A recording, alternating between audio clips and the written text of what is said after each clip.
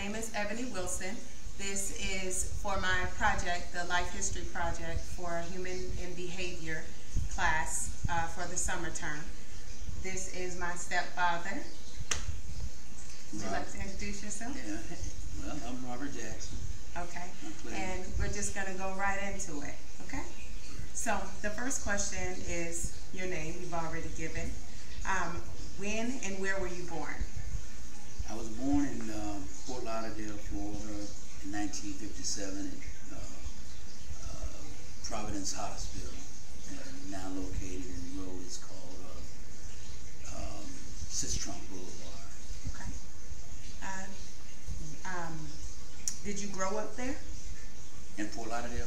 Yeah, pretty much. I grew up in Fort Lauderdale. In 18, I went to Dillard High School, and then I left Fort Lauderdale at 18, and I went to Raleigh, North Carolina to attend school, Shaw University. After attending Shaw University, did you get any jobs right away? Well, I had a stint with playing pro ball for a few years, so the professional, in terms of saying regular job, that was a precursor 3 years later. And at that time, I worked for a company, Prudential Life, and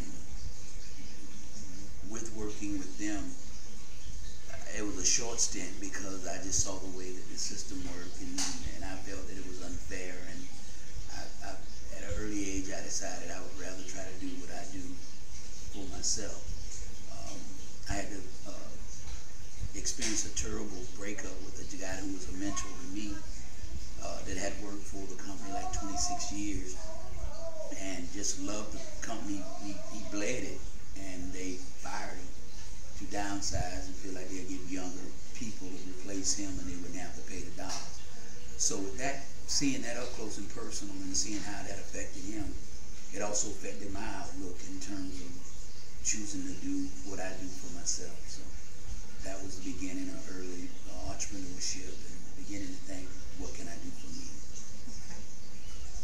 So, how long did you take to get your own business? Very shortly. Well, it was a combination of things. I came back to Fort Lauderdale. I worked with an old recreation specialist who had at this time become a teacher at Plantation High School, a gentleman by the name of Jimmy Ford. So he asked me to come and be his assistant coach at Plantation High School. And so that's where the individual side of saying, getting into non-conventional job, and then I did other things in moonlighting. I opened up a janitorial service, and I did that for many years. I was the first maintenance company to work for AMC Theaters, as you know now. So I had accounts from Key West to Palm Beach at that time, and that was a major part of my entrepreneurial success. It grew, and so things just kind of went from there, and it was good. Yeah. Okay, so these are some questions in regard to your family history. So what do you know about your family's name? It's a good question. My family name is a long history of the name itself. It's not so many bipartisan ways of how it all come about. Our family roots start, I guess you would say, in Georgia. The Jackson family clan I can trace back without going through what we've done in terms of traditional history, but the Jackson family goes back a couple of hundred years that I know without having the father. That was what was taught to me as we grew up. My mother is a Jones. Her legacy and family tree is a lot less, and really would need some clarity in terms of, say, the longevity of it, because not much known about her father and her father's father.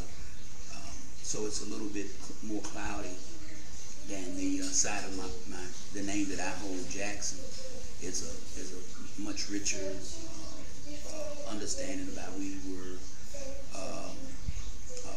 I guess some of my entrepreneur spirits go a little bit far.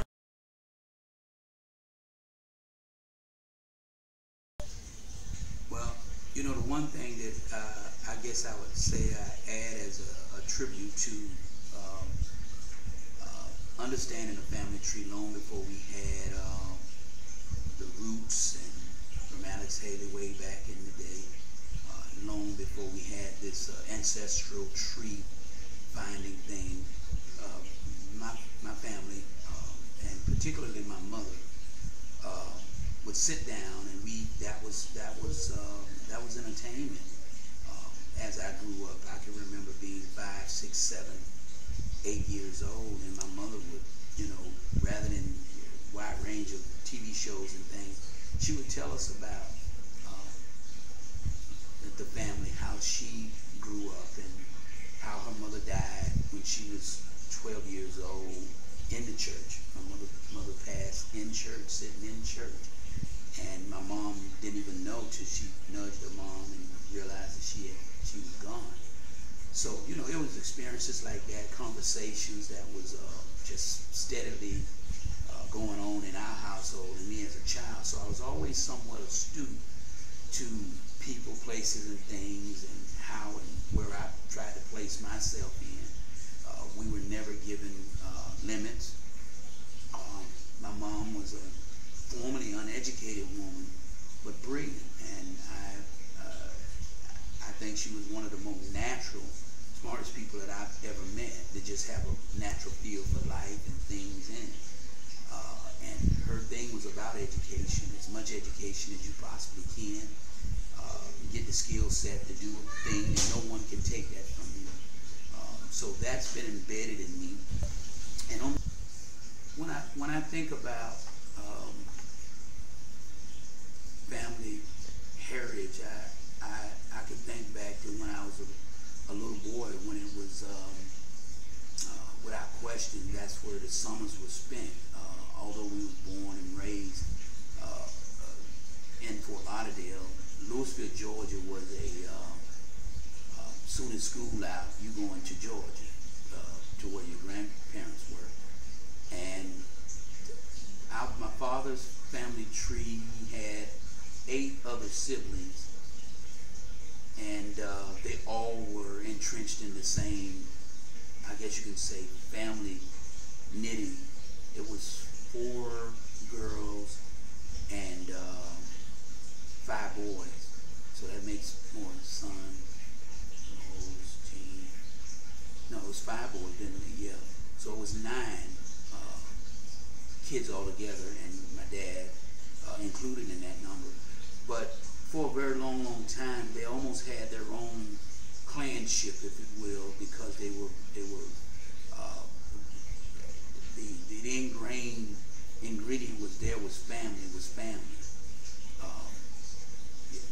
When I look at family today, I wish that even my current family had the same fiber of love and attention to one another. That doesn't mean that there wasn't friction, because my dad and his brothers got into it all of the time. But still, at the end of the day, they were brothers, and it wouldn't be nothing that they wouldn't do for each other, whether that was working alongside each other, building house, helping each other do this or do that, drinking together. That was like a ritual, and a fine fiber, but sitting around them at times and just overhearing the conversations, you inherently felt the love that they had for each other, where they still could laugh and joke about childhood coming up, and that's what I see about family.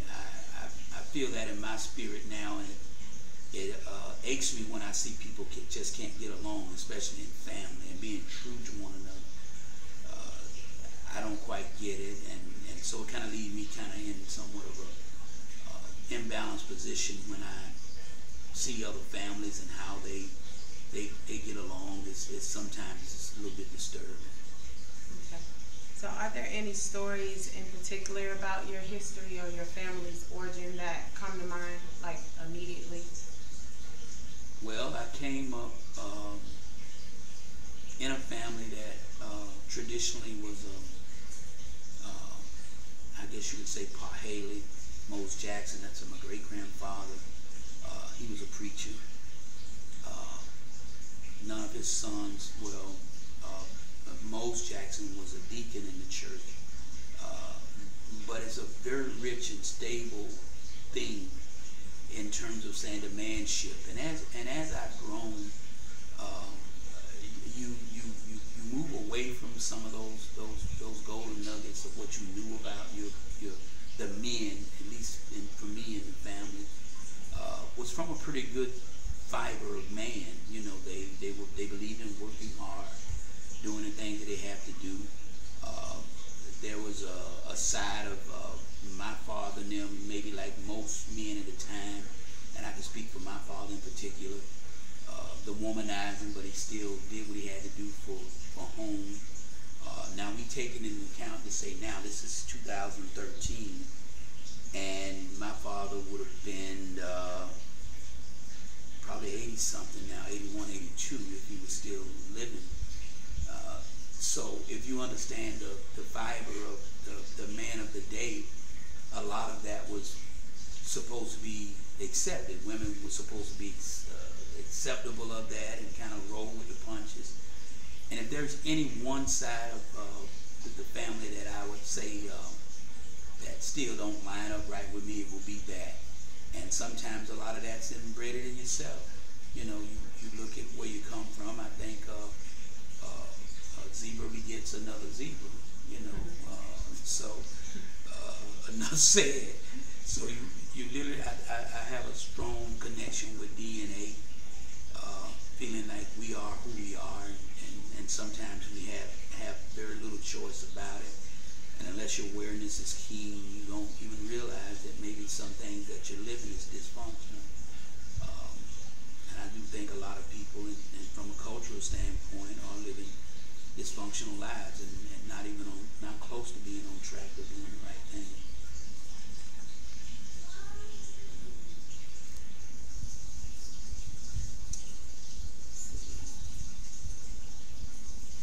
Are there any traditional first names or nicknames that are held in your family?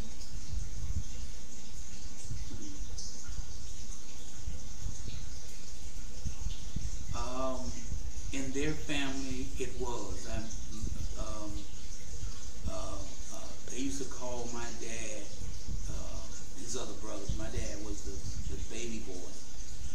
And they used to, I can remember very vividly my uncle, Gene, and my uncle, Benny Lee. They would call my father Sappy Boy. Now, my understanding of what Sappy Boy was, that he was the baby and he was soft to them and got their mother's attention by crying and whatever sitting in the lap.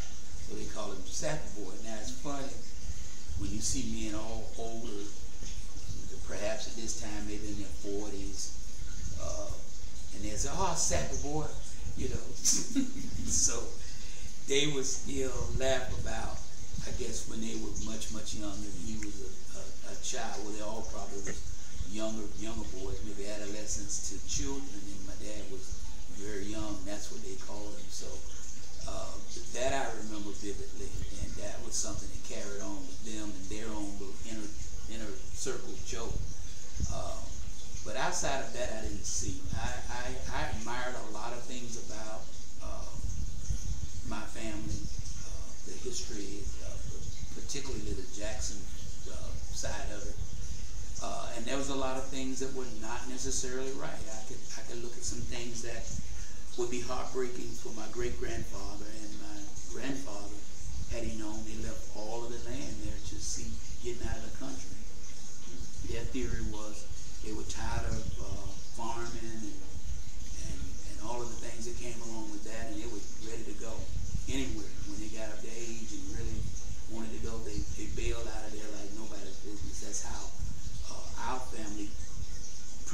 much came to Fort Lauderdale, leaving Louisville, a non-tolerance of wanting to get out of the country, get out of doing the things that they grew up doing all their lives and wanted to come here. And in that, they lost some 200 or 300 acres of land, good farmland, and didn't pay taxes on it, just kind of abandoned it. So as bright and as entrepreneurial as they were, they didn't have a clue of where someone should have stood in the gap and stood right there on that land and made the best of it. Right now, what could you do with that much land? Had it been, much could have been done. So when you see the failures, I have a motto now that I live by. I'm living in my fourth quarter, and if you plan to win, you try not to make any turnovers, no mistakes, which equates no mistakes. So you try to think things out as much as you possibly can, so that you don't make errors to where it would affect you or your family later. Okay, could you expound on fourth quarter so we get exactly what that means? Fourth quarter to me means that if you equate it to any sporting event, it's getting late in the game. Fourth quarter simply means you got 1 quarter left to determine the fate, meaning you either gonna win or lose. And to me in life, I think a lot of it has to do with being realistically on those points. And me being 55 years old, I really see the effects of having the best decisions made at this time in my life, so that I won't have a regret when I'm maybe not functional, fully functioning, and being able to completely take care of myself, that I have things in order. So to me, it's no room for error at this point.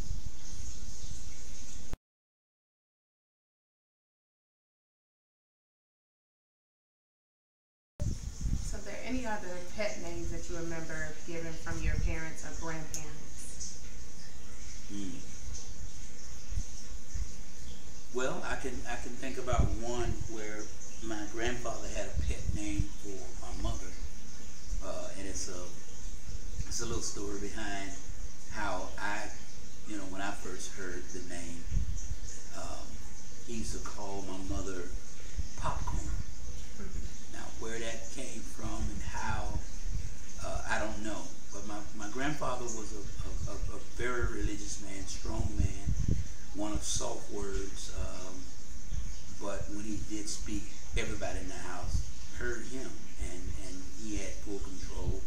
He was, I guess you would say, to me, the epitome of what I saw of a man being head of house, conducting himself in such a way. When I reflect back, and then I, as a man, think about what a man represents and how he represents it, and particularly in his family. He was just a sound man that I wish was around, that I could just sit at his heels and try to gain whatever he knew, and incorporate that in my life. But going back to the pet name, he called my mother Popcorn. I can remember vividly one morning, he and my grandmother had came to Florida, and through their rounds, there were always, all of the siblings that were here would always want the grandmother, the mom and dad to come stay in their house. But this was the particular night after, the day after the night that they stayed with us. And my mom was cooking a cake, and she had it in the oven, and they were in there sipping coffee, just him and her. Matter of fact, my grandmother was not even there. So me being rambunctious and just running around being bad, wanting to be seen, when company in the house or whatever, I opened the oven and slammed it, for no reason. Just being like, here I am, I guess. And my mama said, boy, you done destroyed my cake. The cake had fallen, it's sunk by the violent thrust of opening and slamming the door of the oven. And she was rearing back to, put a good one on me, I guess. Like, boy, and he intervened and reached reached out to me and said, he said, popcorn, don't hit it, popcorn. He didn't mean it. I can literally hear his voice now. And as he pleaded in my defense to say, don't hit it. And he gave her a lesson in the sense of he looked at her and was looking at me at the same time. So he didn't know no better. He said, one thing about it, popcorn. And this is almost in the way he would speak. He said, popcorn. He looked up at her. He said, popcorn. He was sitting at the table. She was standing up at this time. And he said, popcorn, one thing about it. He said, you know the recipe. And guess what? You can make it again, baby. You can make it again, popcorn. Don't eat it. So when we talk about pet names, those are the only ones that really, really stand out, and I think was long coming in terms of saying the derivative of how the family went down. I think my mother's humbleness, especially when it comes to my grandparents, because I knew no grandparents on her side. Her mother died, as I said earlier, when she was 12, and she never knew her father. So she kind of like got into my dad's family and became like a sister to his brothers and sisters. And that's the way my grandparents on my father's side saw her.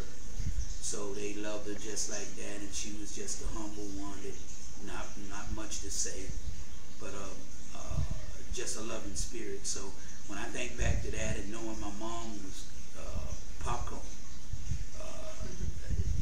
that's it always brings good memories in the sense that understanding that teaching and learning where we go, how we conduct ourselves is always. And maybe I needed at that point a good lick across the head or whatever the case may be. But I can remember Grandpa Moles really saving me that day. So are there any stories that you can remember or think about regarding your parents or your grandparents' courtship, or kind of like how they met? Well, that's interesting. I only hear from the joke side of it. I mentioned earlier that my mother passed when she was 12. And in that, she had an older sister named Ola Mae Smith. And she was really her mother at that point. My dad would often joke, because they all lived in Louisville, Georgia. My dad's family was doing okay. He had livestock, the chickens, the pigs, the this, the cow, whatever. And he used to joke and say how poor she was. And now we were old enough to hear this, and he didn't had him a drink on Saturday, Sunday, sitting in the living room or whatever, talking. And to see them go back and forth joking, he say, Ida, y'all ain't had nothing. If it wasn't for Mama feeling sorry for y'all, just feeling sorry for y'all wouldn't have ate a thing. They brought you food, and she said, Robert Lewis, you need to stop lying. You need to stop lying. And he was, oh, come on, Ida, you know that's the truth. Y'all was so poor, that Mama wanted to just bring y'all down there and just say, come live with us. She felt sorry for y'all. And they both would laugh with that. Now, where the truth lies in those both sides of that story, I don't know. But I do know the supporting cast lends toward more my dad, maybe not quite as sarcastic as that, but my mama grew up kind of tough. And my dad they had a pretty good go of it in terms of saying the natural things of the time. They ate well, they had a place to stay, and had farmland, so they employed other people outside of their own family, so they were doing a little better. But it was funny hearing them joke about that. And my mama always would share that it was tough, and she was the one that certainly knew how to run a household, understand shortcomings, certainly not giving you any more than that was necessary, and just monitoring the household. So she was the general in the house, but and I think it came up from just hard knocks. She didn't waste. She didn't do wasteful things. Yet we had everything that we needed. So I look at that as a candid part of their courtship, and how it maybe came to where it was. My mom was a very pretty young lady. My dad was I guess a handsome man. All the Jackson men were pretty decent looking, but their courtship came by way of circumstance. They being there, and that's the way they met. By they're not living very far from the Jackson family, and they got together from them, and then later came to Florida. Are there any memories of games that you played as a child? All of my games were played in Albany. I grew up near a park, and at that time everything was citywide organized gaming. Where it was basketball, football, all of those things. I stayed on the park. I lived and breathed that. I mean, my mom, I can remember my sister having to call me. There was a thing where when the street light come on, come home. Yeah. Dillard Elementary at that time had a basketball court right behind our house. So, and there was only a separated gate that obviously, through the years, whether they repaired this gate or not, we cut a hole back through it. So I literally went straight through the hole in the backyard to the park. And the basketball court was maybe not more than 25 yards from my back door. So I lived on the park. That was where I was. So my sister Dot, and bless her soul, she's passed now. She would just call Robert, like I'd be sometime in the deeper part of the park doing whatever in Misfits, but I was always at a shout away from my mama's tolerance of saying, get in the house, So I know you talked about how you spent a lot of your time as a child playing on the park that was near to your home. But were there any other types of entertainment or any storytelling or music of your time that you recall?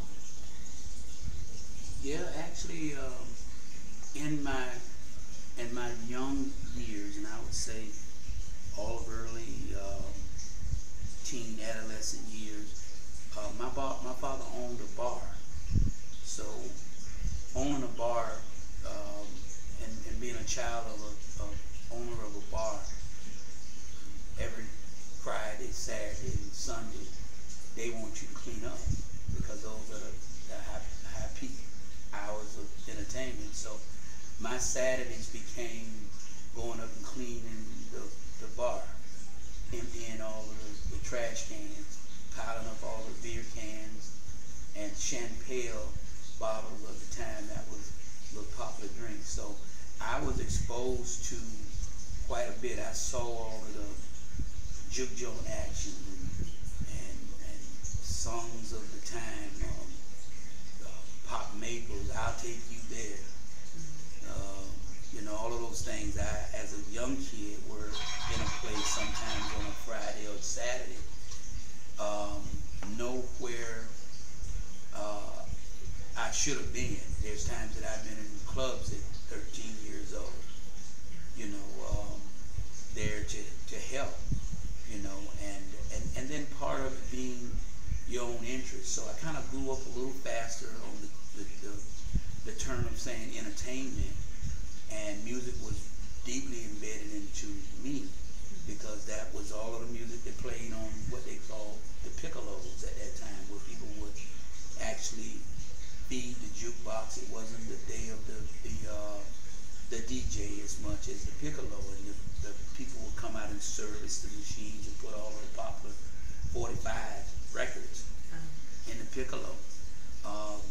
So I understood, I got a sense of understanding the business at that time. Miami Amusement was the sponsor of all of the piccolo, and the man would come every Monday. And when I got 15, 16, and when I wasn't in school, I met the man at the bar to do the digits because my mother worked and my dad worked. So I went there for the man and sitting before the guy, and he counted all of the quarters from the week before over the weekend, and half went to them, half went to my dad. So it was really good in terms of some things. I was pre-exposed to some see, I would peek through bathroom holes in the door of the bathroom when drunk women go in there to use the bathroom. I got my eye full of all of that.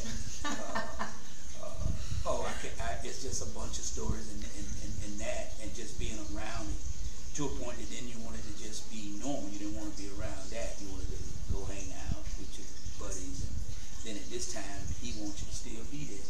Like, you know, so and so when you take it from sports and that and entertainment, there was a real dividing line for me and my father at one point where it was kind of, you know, heated, and my mother would have to stand in my defense to say, you know, that boy played basketball, that boy played football, and he was like, this is business, and I was like, yeah, I could do it.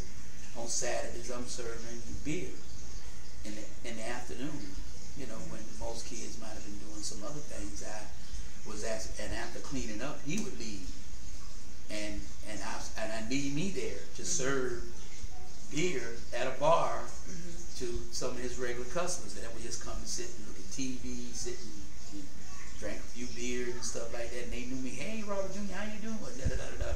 Yeah, let me get so and so. You know, they get a drink, and I the one was serving, and I'm talking about 15, 16 years old. So, you know, I had a real exposure to some entertainment and things that I did. So it also made for a very interesting outcome from a young, impressionable mind.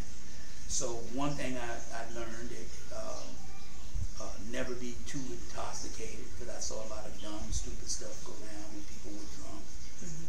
So if it's being exposed to drinking, one might then to think that I would gravitate more to drinking. But what it did is make me see I don't want to drink, because I see what y'all do. God, y'all stupid. My daddy included. So to me, it just gave me a different viewpoint of adults being responsible and irresponsible. And so it gave you some hard lessons about what to do and what not to do. So, were there any other special sayings or expressions that you remember your family, any family member saying, particularly your parents or grandparents? No, my mother was an angel. She didn't say very much. On my father's side, swearing was every day. Oh, they could cuss. They could cuss good. You know, cuss like it's a language. So, when I think about them, it was colorful expression, I would always say, when I got a little older. They had their way of having their own dialogue, and I could say it might be, my mother have burned herself on the stove before you would hear any curse, like she would say, shit, you know, for baby burn. But other than that, my mother was an angel, I mean, in terms of the language. My dad, on the other hand, and his brothers, oh man, straight from the bar. Straight from the bar. Like a regular word was rare in their sentences. Not joking, but they said pretty colorful stuff. So I guess that part of me, I kind of gravitated to that. Even in the ministry, you know, I know ministers that say, you know, that some call me a cousin preacher. But I say some things that's pretty colorful. Okay. You know, but it's all in, it's so prevalent to what you're around and how you feel okay with it. And to me, it was just interesting, dividing good and not necessarily good, and how it molds you. So from an expression standpoint, I could be colorful, and then I could sit out at the boardroom. So it's an interesting take. So go there for us, a colorful expression. Can we have an example of a colorful expression versus a non-colorful expression? Oh man. That you remember hearing? Oh, I hear everything. Oh, you would hear, oh my Lord, you could hear some stuff. They cuss and went from A to Z.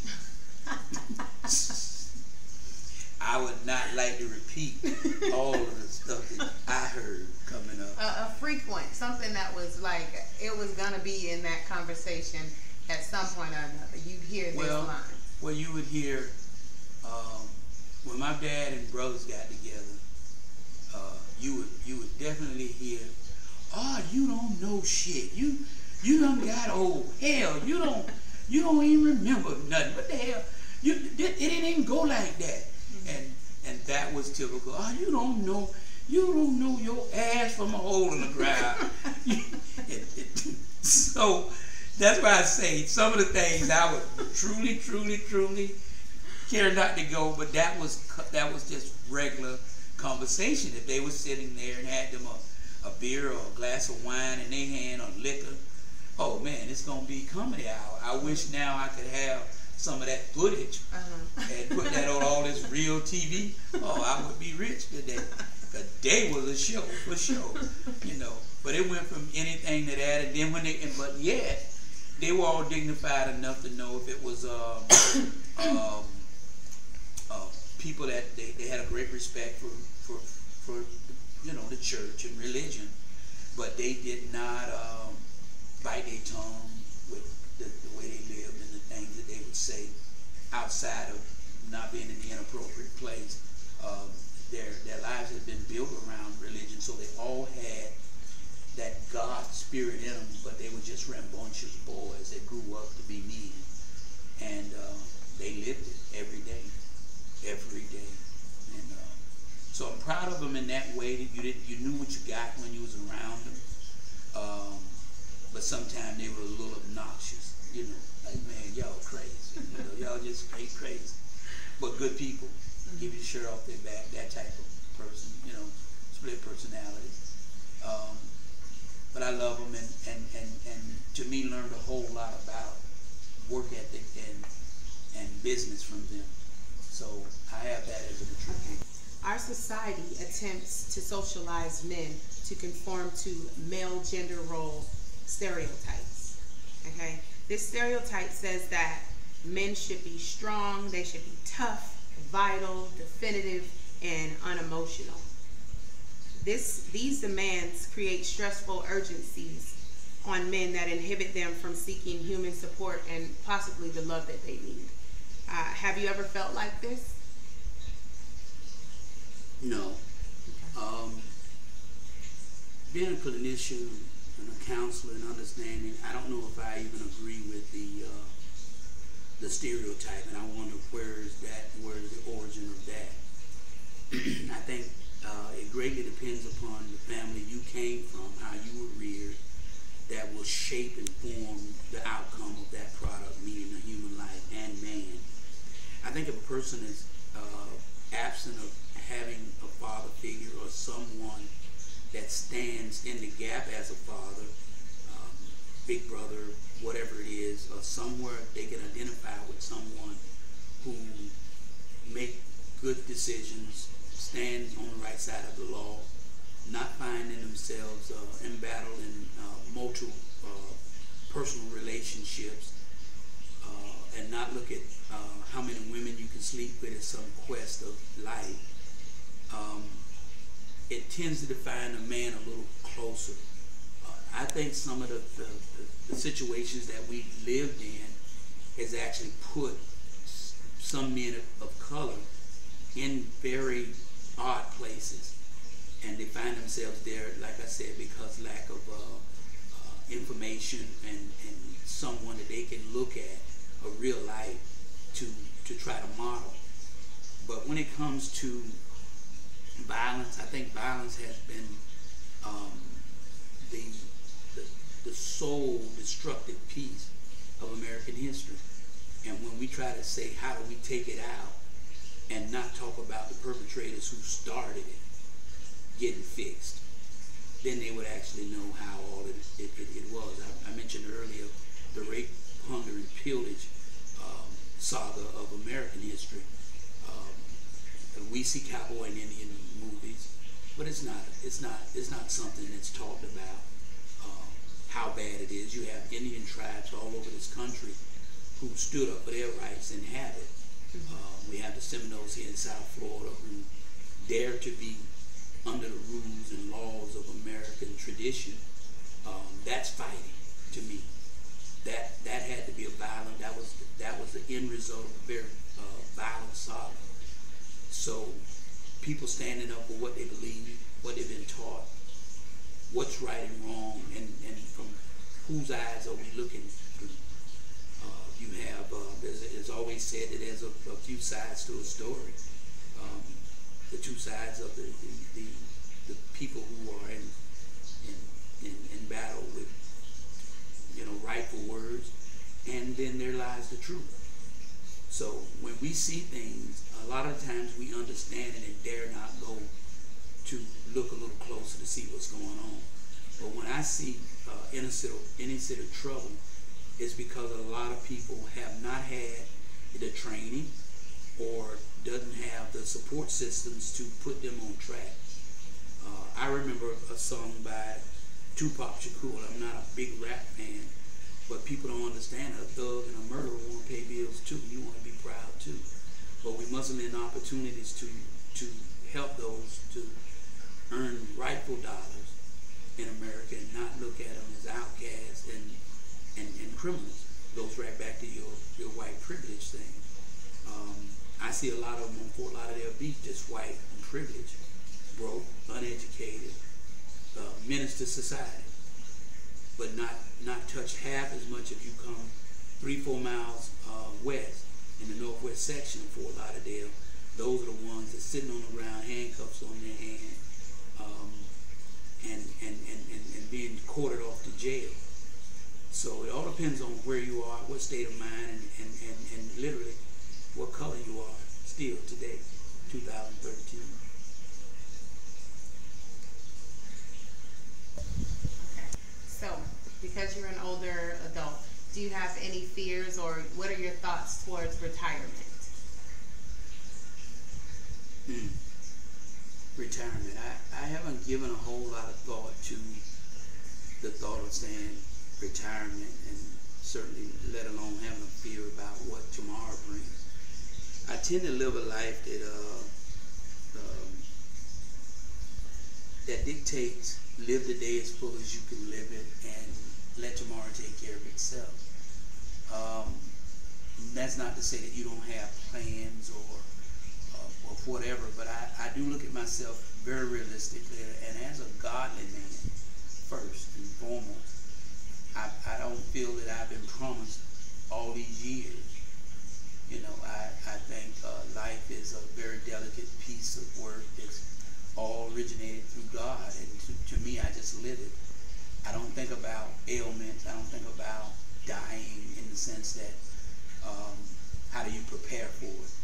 You live, and one thing about it, you're not leaving here alive. So it's a foregone conclusion that we all must die. Death to me, as men know, for a long, long time, I don't even go to funerals. I don't believe in it. The Bible tells me that let the dead bury the dead. To me, I understand that that's a unannounced part that we all gonna have to partake in, whether we want to or not. So to me, it's almost a meaningless act to go and reflect on when the bygones have been bygones. Therefore, that fourth quarter has come and gone, and that's the end of that. So whether that may be a little cold for a lot of people, it might be. But my life has been my life, and it's been uniquely lived, and I don't have a lot of sentiment for stuff that we can't even control. Certainly we can control life by doing silly things. You don't want to place yourself in the way of a semi-truck on the highway. You don't want to take life intentionally. So you live it, and you live it as full as you can. I tend to have little tolerance for people that's lazy and don't plan their living. Being afraid of when the living stops or how it will end is not even a thought for me. I don't really put that in. I put enough. The thing like even now, you being my married into your family, not being your biological father, the things that mean something to me is what I meant to you in the end. My aims and goals in the end. And I use the phrase of last quarter because some people don't have any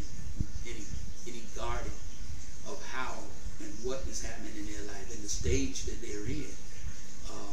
And the reason why I say my fourth quarter, to give a little bit more elaboration to that I'm 55, and the rate of life, 75, I'm out of here. There's people now that's my age dying for literally natural causes, the wear and tear of their life. So I don't see myself being here forever.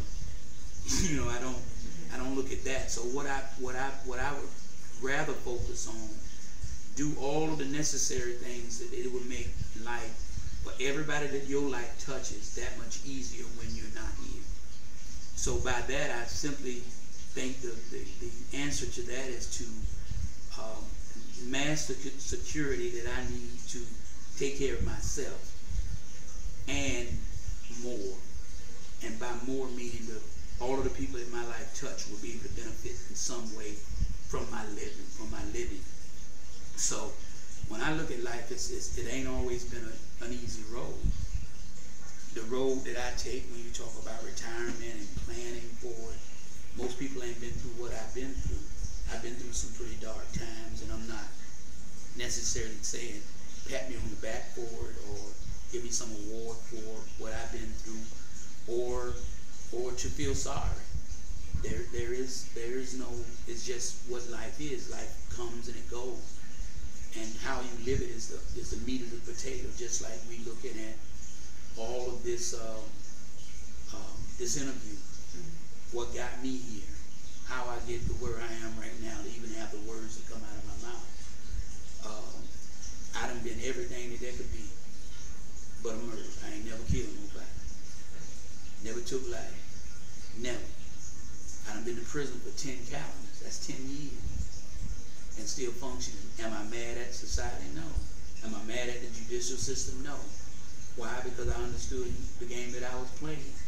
You do wrong, there's some possibilities of paying for that.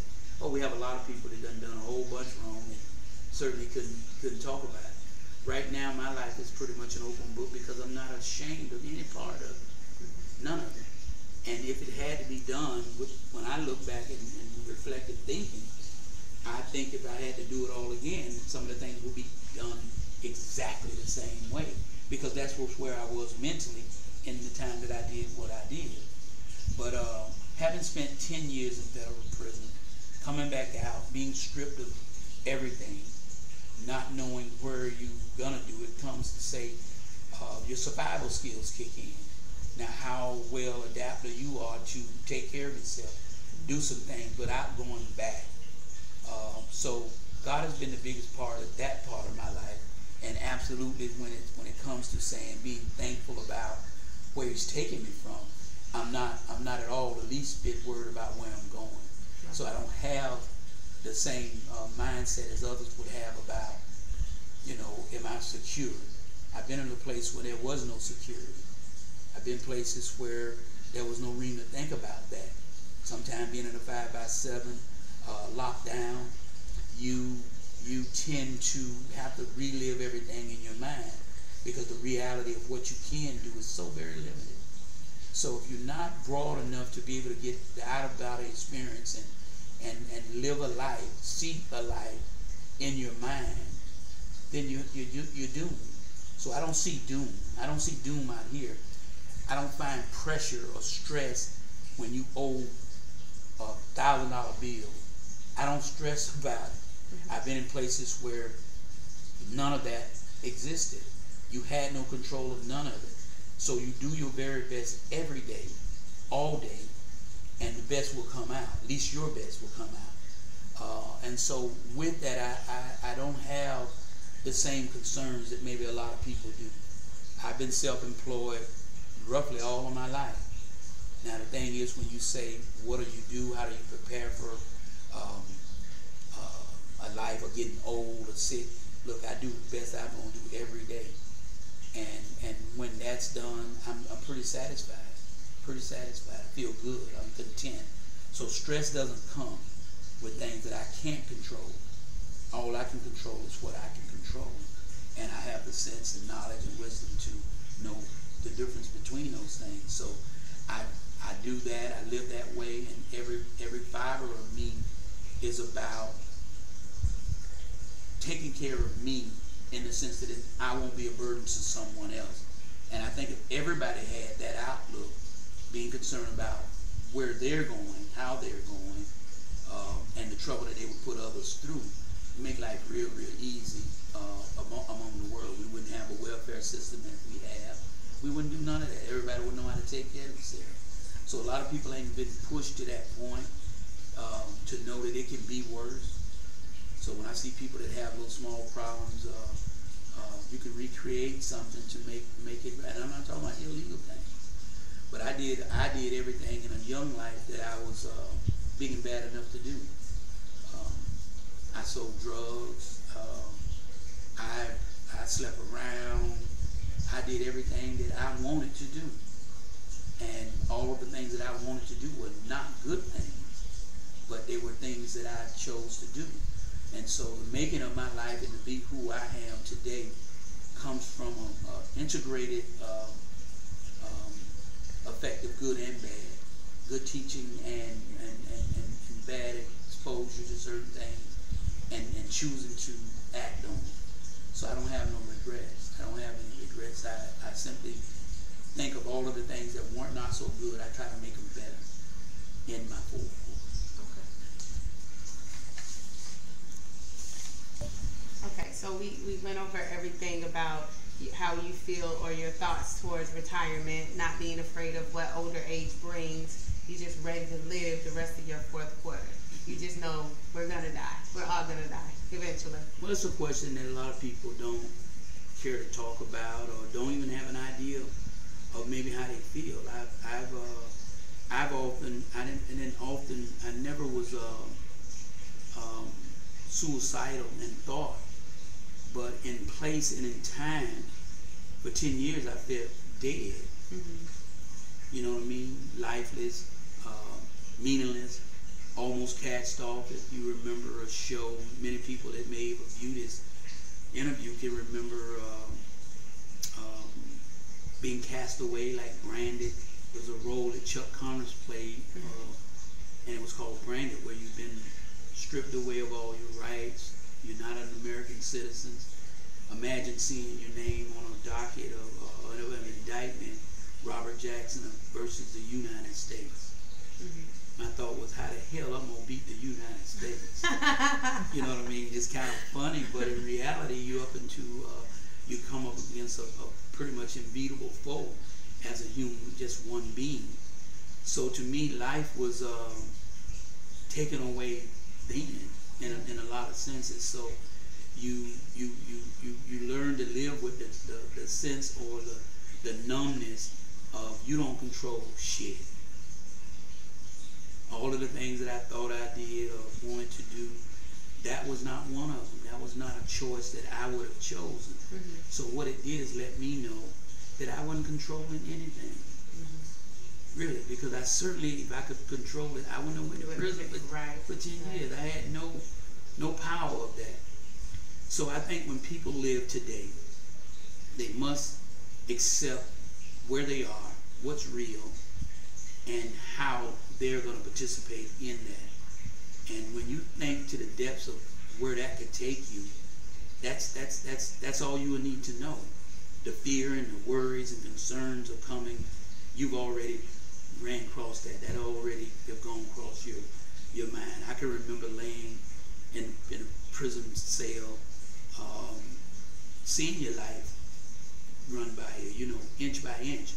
This interview may be 30, 40 minutes or less, but it certainly can't tell you a whole lifetime of issues and all the things that came before and after prison. All the things that we shared in terms of some of my good lessons from a splendid teacher with my grandfather.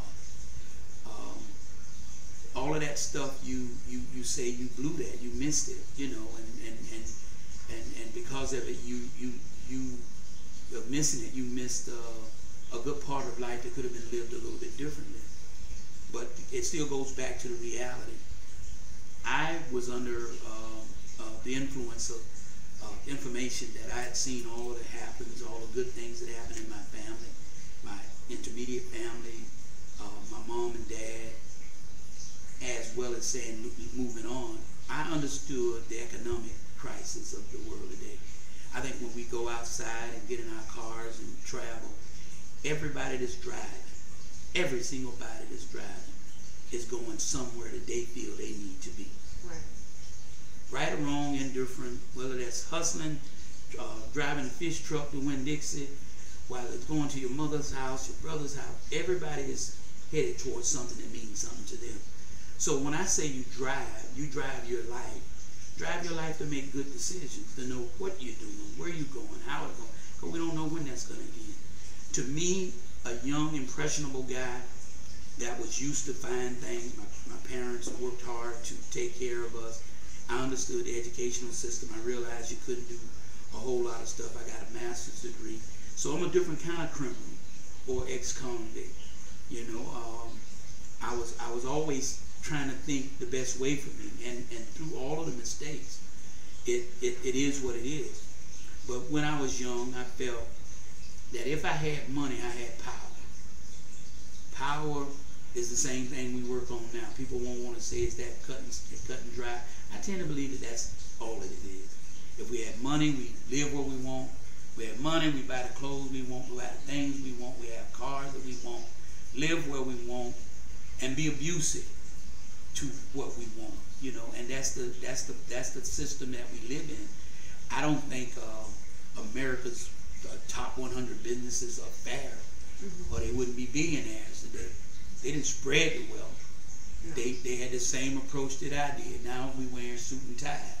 I believe that let me get a couple of these bricks, I'll turn these bricks into a few $100,000, and we go on from there. You're looking at a guy that had possessed physically $4 million in cash and other things. So when I look at people and their hustle and the things that they do, I've lived an American dream in some ways, understanding what you would do with it. I understood that after a while, if you accumulate a certain amount of cash, ain't nothing you can do with it. Now you need other people to make this seem normal. Yeah. Because now you can't even spend the damn money. Now how do you do? What do you do to earn this money to buy this thing? And so it has to lay dormant, and you realize, and then the light comes on, and you say, "Damn, this is a trick either way you go." You know what I mean? So it's tough and potentially violent as selling drugs in America and being in all of that world. The women, the men, you're worrying about the police, you're worrying about the guys that want to rob you. You're worrying about a product that you need to keep on the street to be successful. You're worrying about a female that's concerned about what you did for another female because you have money. Now all of these elements are around you, and it's not as glamorous as it's portrayed in a lot of ways. But how do you take that thought from a impoverished child that's in the hood, see people riding around in the best, eating the best, seemingly having an enjoyable life? That becomes something that they can look forward to, as well as on the contrast of a kid came from a good home, being taught all the simple values, get an education, getting into this and doing that, and then they see that don't get you there either. Going to college don't get you rich. I got those degrees. It's still somebody got to give you a job, or you create a job. So the element of surprise is still there when you really don't have, when you ain't lived the life. Experience is the greatest teacher, and my greatest teacher has been a wide range of things. It still takes the savvy of being able to survive even in a business world, non-violent, but it's real dogmatic. People will take advantage of it. No different than saying, if I gave my rights away with something, but how the hell I win it? I can't win. You don't write. If I'm not eligible to play in the game, if I had been thrown out the game, ejected in the fourth quarter, how can I help my game, help my team win? I can't. So when we talk about the evolution of time and living, preparing to leave here, die, what are you leaving for people that knew you or believed in you, counted on you, to survive. You ever wondered why some people are worth more dead than alive? Yeah. Insurance. You know what I mean? Insurance can be one surety as opposed to somebody that didn't stop and think about that. And working like a dog. Ain't like they not working. But they never amass the same wealth in a lump sum as if you'd have died and left the right things in perspective. So to me, living and dying is a relationship that's going to certainly be one that you can't forget. Once again, I like to say I feel privileged to have lived the life that I have. I thank God for the health that I do have and feel good about it. And I'm willing to see my last days as gracefully as I can.